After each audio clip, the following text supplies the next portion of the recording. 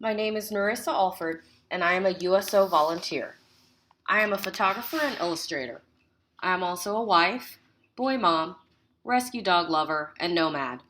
I've always enjoyed taking photos and found a love for landscapes and architecture when we moved abroad.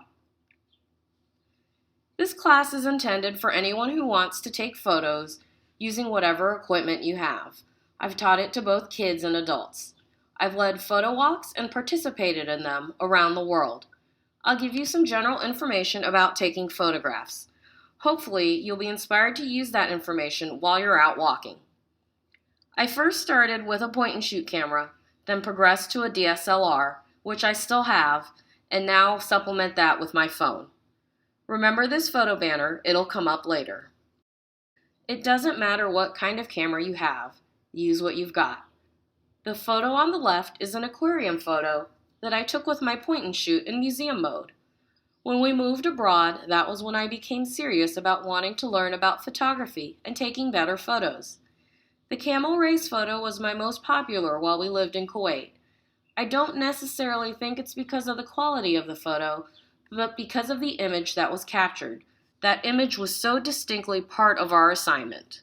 After Kuwait, we moved to Incirlik Air Base. It was in Turkey that I learned how to use my camera.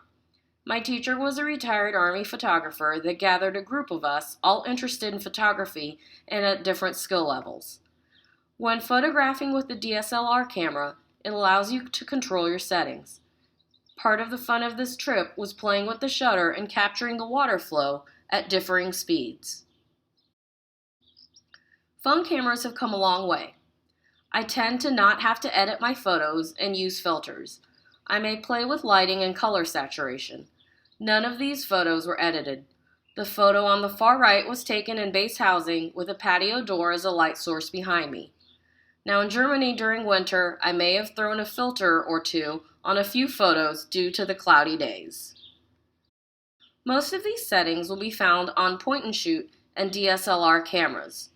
For the purpose of our walks, I'd suggest trying the landscape, which is the mountain, zoom, the flower, and portrait modes. But try them all out and experiment. A note of the 3 rules that we'll talk about. Learn about them, try them out, then have fun breaking them. The rule of thirds. Think of your photo as a grid. Stick to placing your subject off-center, either to the left or right, or top or bottom of the frame. Note the 2 photos. They're both the same subject with different placement from 2 different angles. With your digital cameras, take as many photos as you need. You can always delete. I had 22,000 photos when we left Kuwait, and I've since learned how to edit myself. Filling the frame.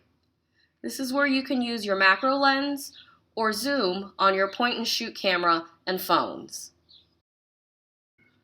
What I enjoy about these photos is the detail and color you can capture.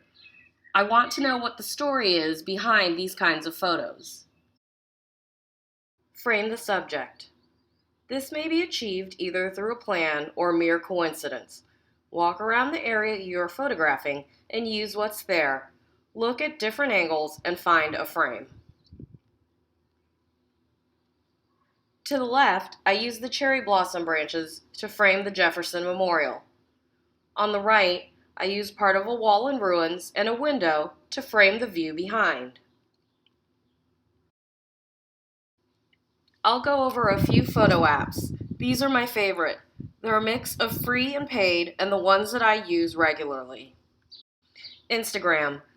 The photo on the left uses a black and white filter, and the one on the right uses the lo-fi filter plus a black frame. Remember the photo banner at the beginning? It was created in an Instagram layout with 6 different photos taken during a dog walk. The photo on the left has grid lines, the right is without. Waterlog. This is my favorite project out of all the apps. The original photo is on the left and the new one on the right. I've turned this into a vinyl sticker, greeting cards, and a canvas pouch. Word swag. A lot of my photography is to record memories. I use my photos in art journals and to share my adventures with loved ones far away. I've enjoyed using Snapseed since moving to Germany. The picture of the frosty leaves was taken in my yard on base housing next to my driveway. I often get lost driving in the area. I park my car and snap a few photos of village centers. During the holiday season, I really started to travel Germany. I'd drive up to 2.5 hours to go explore and take photos. Let's go on a photo walk. These days, I'm taking most of my photos with my iPhone. I take photos for the purpose of memory keeping and inspiration for illustrations. All these photos were taken on my iPhone XS on Ramstein Air Base. All you need to do is look around. I hope you'll join me on this photo walk. You can use some or all of these suggestions, but get out there and enjoy your neighborhood.